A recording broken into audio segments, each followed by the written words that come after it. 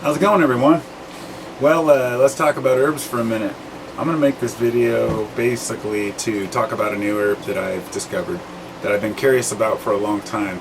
My vendor carries it. I've heard of it in other places, but I only recently tried it today. I got an order of 100 grams of Cordyceps sinensis.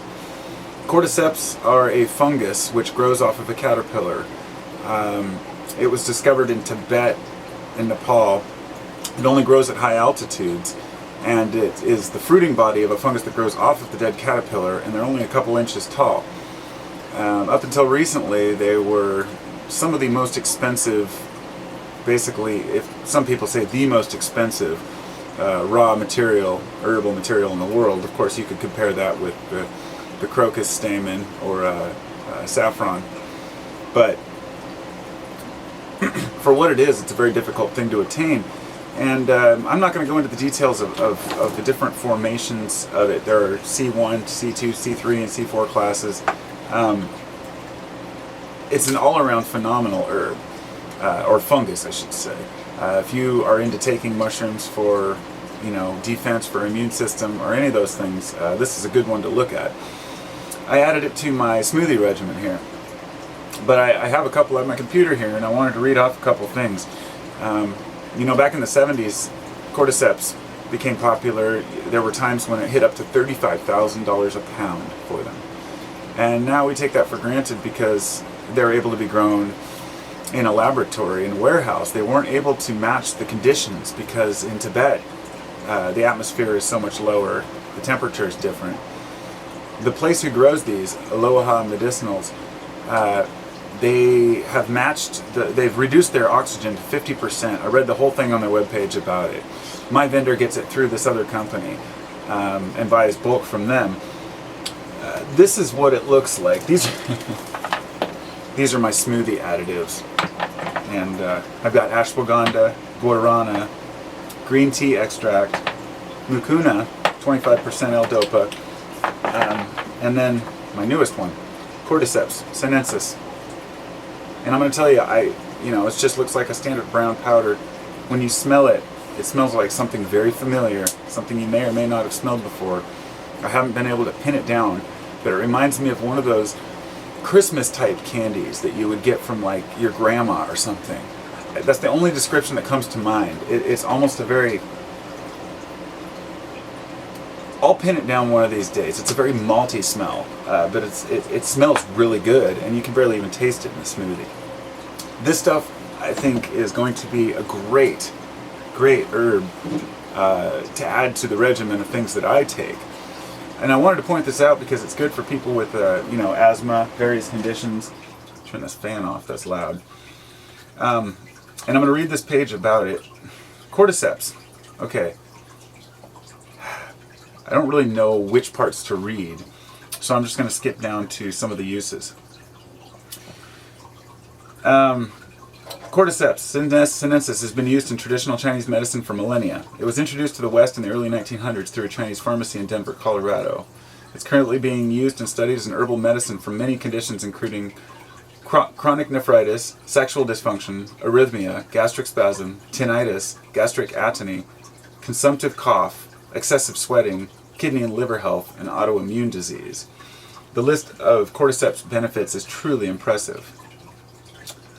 The Chinese athletes during one of these, I think it was the Olympics, it says that the 1992 Olympics, the Chinese athletes broke world records in track by a significant margin. Immediately everyone suspected steroid use, but Chinese athletes insisted that Cordyceps were the real key to their success. And making claims about certain things is very difficult. I want to go to a different page. This is one that I found really interesting because somebody was talking about ATP and your body producing ATP. And let's see, where is it here? Just amazing stuff. Okay, so here's one about the kidney. It says, after 1 month of treatment with Cordyceps sinensis in a test group, their blood pressure lowered by 15%.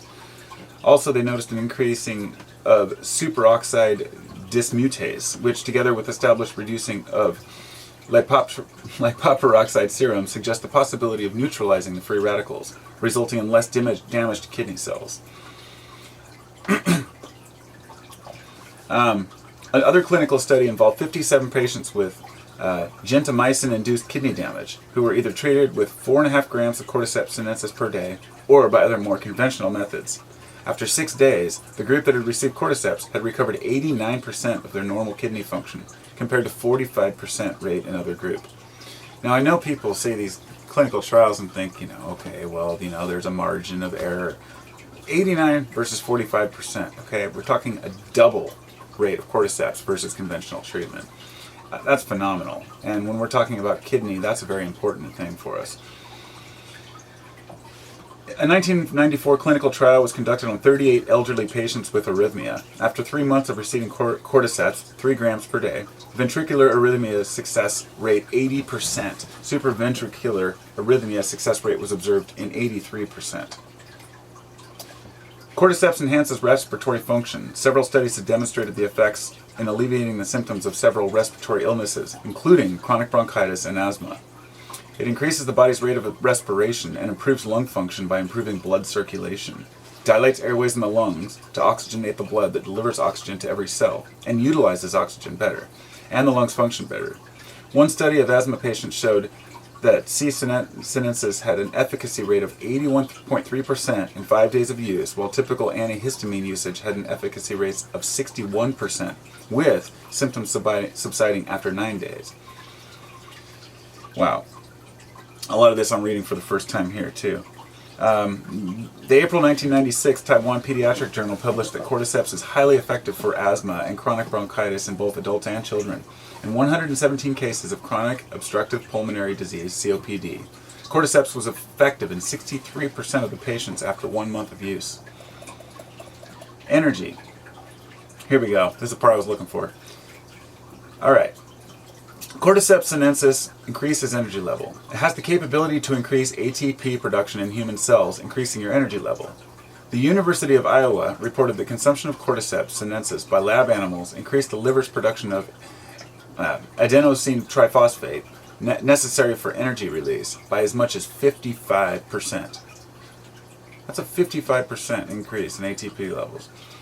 In addition, increased oxygen utilization in mice by 30 to 50%. In a study reported in the Journal of Alternative and Complementary Medicine in 2010, daily intake of Cordyceps appeared to improve exercise performance of older adults. In other study, Cordyceps improved shortness of breath and reduced fatigue in patients suffering from chronic heart failure. Here we go. There are 2 compounds within Cordyceps which are deoxyadenosine and mannitol that have effects to raise the levels of sex drive. It has been shown that treatment with Cordyceps sinensis was over 3 times more strong in increasing libido of men with decreased sex drive compared to a placebo. One of the test tube studies indicated that it acted to simulate certain male sex hormones as testosterone. 3 separate Chinese double-blind and placebo-controlled studies with over 200 men with reduced libido and other sexual problems showed remarkably parallel findings.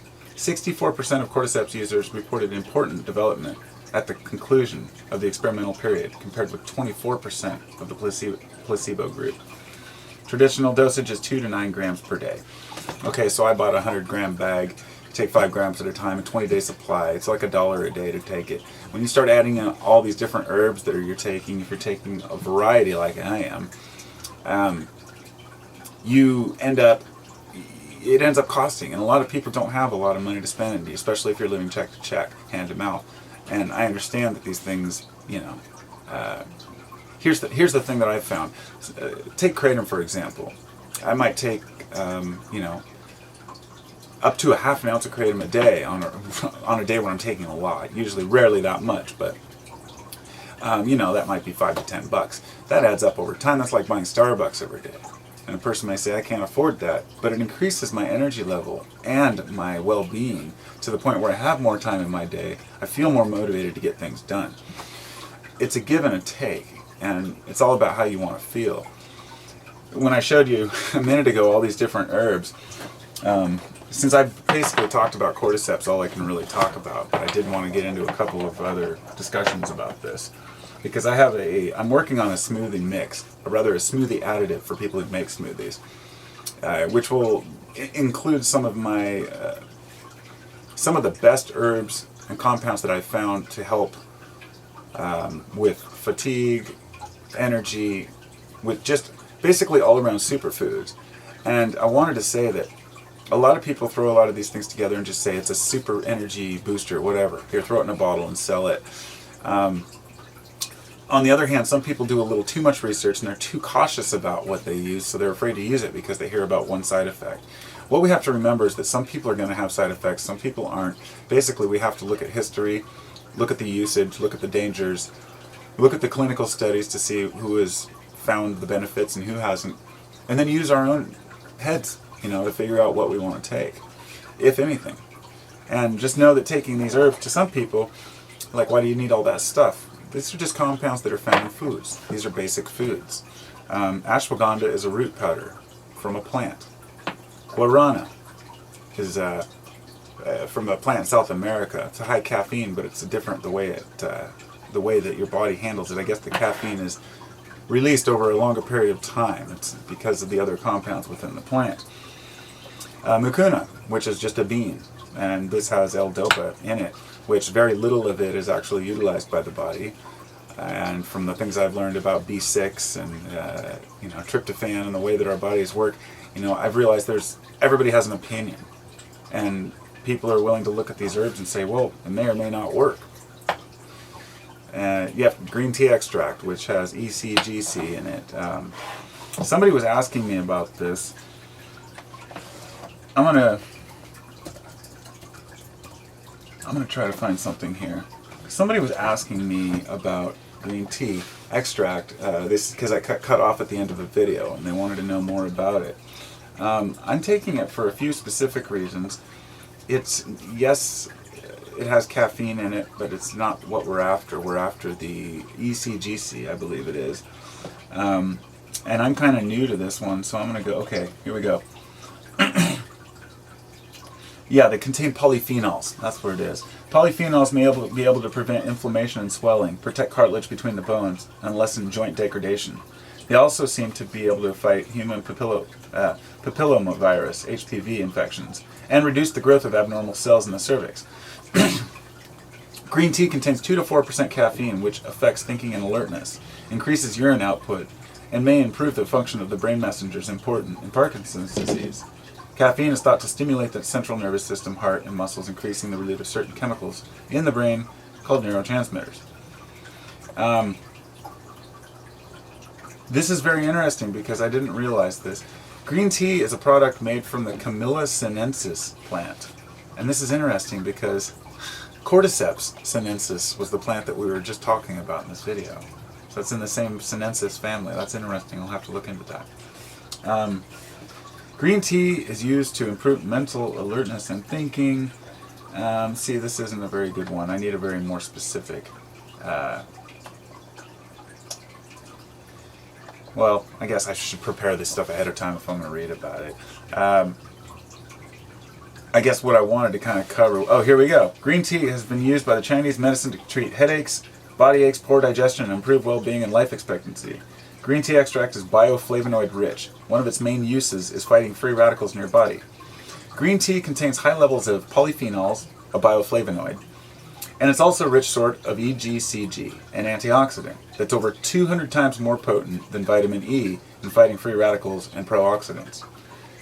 The EGCG in green tea extract protects against digestive and respiratory infections, blocks the actions of carcinogens, which promote cancer, is antibacterial, and also helps lower your cholesterol levels. And you'll notice many of those effects are the same ones that are also found in one we previously read about, the Cordyceps, but ashwagandha as well. And in kratom, which I don't even really talk about because it's kind of in a class by itself. So kratom is an amazing plant. Green tea extract is also a common ingredient in many fat burners. It helps with thermogenesis and helps the metabolism of fat. It works without increasing the heart rate, which is most often associated with most fat burners. With green tea, dieters get the weight loss without the jitters and side effects. Green tea extract itself is used as a weight loss supplement. It may also help reduce the risk of heart disease, cancer, and has been shown to help prevent liver failure. So I guess I should follow this up with a couple of studies since they're here. Okay. In a study conducted by the University of North Carolina, colleagues studied the free radical scavenging effects of green tea leaf extract on problems associated with fatty livers. The study involved drunk rats that went through binge drinking, then put to sleep with their livers removed. Some of these livers were bathed in a green tea extract solution. These livers were then transplanted into rats with unhealthy livers. The study found that only 13% of the rats that received livers untreated with green tea survived, while 77% that had received a liver treated with green tea extract had survived. I hate animal experimentation, but since the studies are there, it's really interesting to hear. Green tea study 2. In a research studying the effects of green tea on treating acne, the researcher compared the effects of 3% green tea cream and 4% benzoyl peroxide on moderate to severe acne. Somebody asked me about acne the other day, and when I was talking about making videos, and he said he doesn't want to make videos because he has acne. And I said, I grew up, I had the worst acne. I mean, I know all too well. I've got pock marks all over my face. So this might be a good one.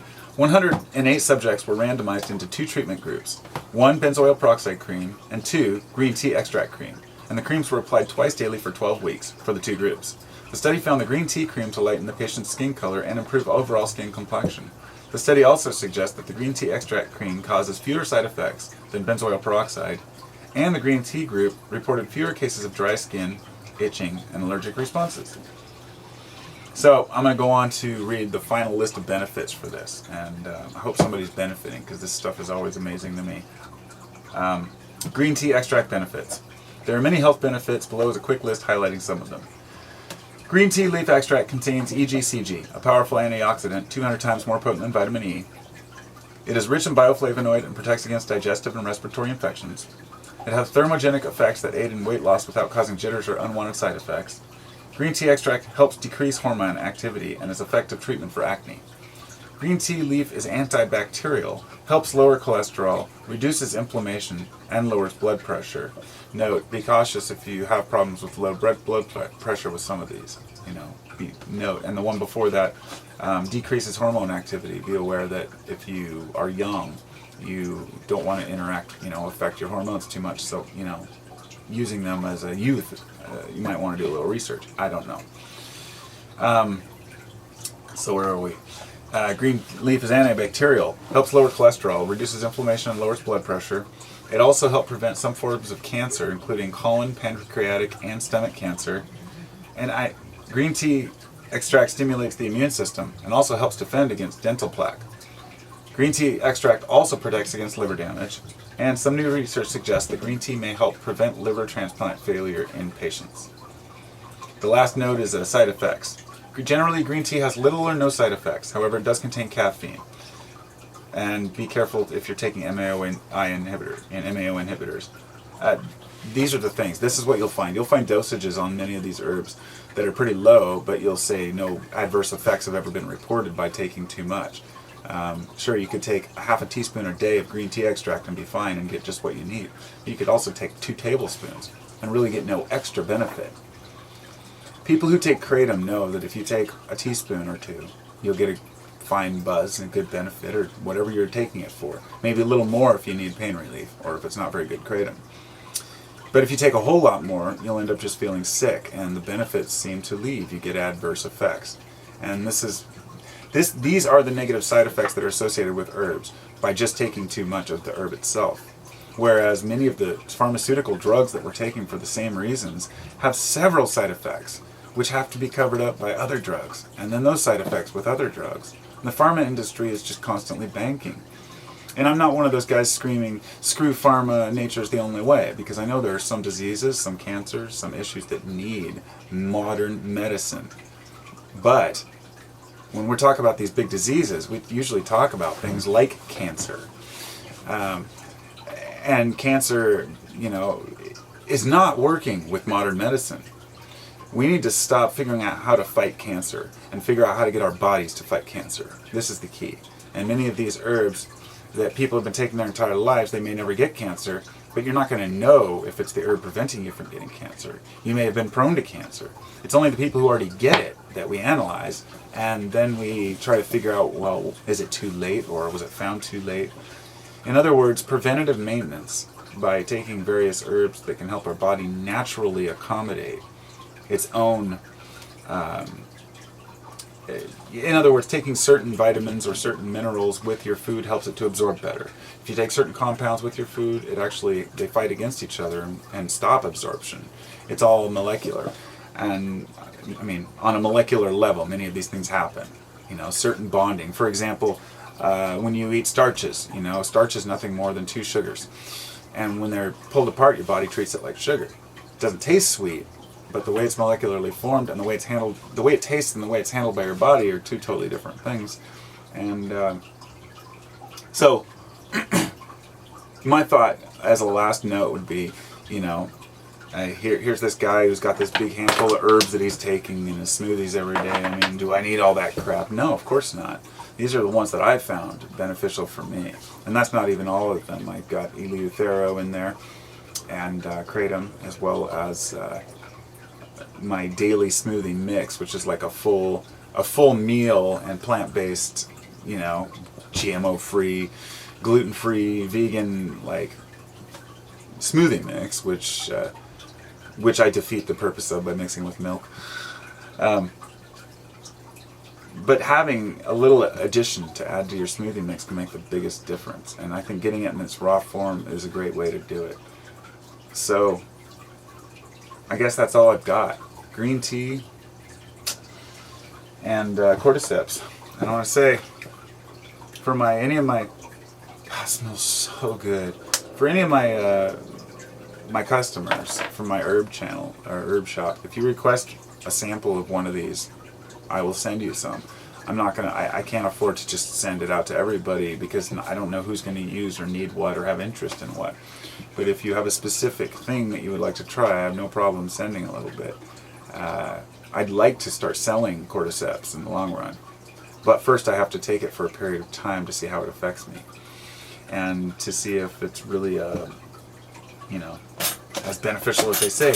But like I said, you will never know. You just can't discover just by taking it for a while, especially if you're taking other things. So you just got to use your own common sense. I mean, when I'm making my smoothie, I usually use a teaspoon of a teaspoon of like cordyceps here, a teaspoon of ashwagandha, but I also have these little tad and dash spoons, so I can be very specific in my dosages. And that's important, to be consistent. So those are my notes, those are my thoughts, and yeah, hope I helped somebody to learn something. I'm finding this cordyceps thing phenomenal, mainly because here are these little fungus that only grow at high altitudes in one area of the world that are growing off of caterpillars that have been used by the traditionals there for years and as this phenomenal thing. And at the altitude it grows, now think about this. This is an important note. Most beneficial plants tend to grow in areas where they're needed. And if you live in a specific area and there's say something about that area, like say it's got hot weather, then there might be cooling type plants that help your body fight the heat. I'm trying to think of a good example. My point here is that these, the cordyceps help to increase airflow, help with COPD and with bronchitis and asthma. Well, the place where it grows and the people that live there are people who live at high altitudes with a very high reduction, very low oxygen level. So only naturally plants that grow there would help the animals of the area produce more oxygen or to get more out of the air. Bring that down to ground level, down to our sea level where everybody has plenty of oxygen, then it opens up your airways and allows you to get even more, which naturally would help with endurance, with physical activity, especially with athletes, because if you can get more oxygen, you can get more to your blood and more to your brain. So I hope this has been educational for some people, and I know it has been for me, because half the stuff I didn't know until I read it. So nice talking to you all. Take care.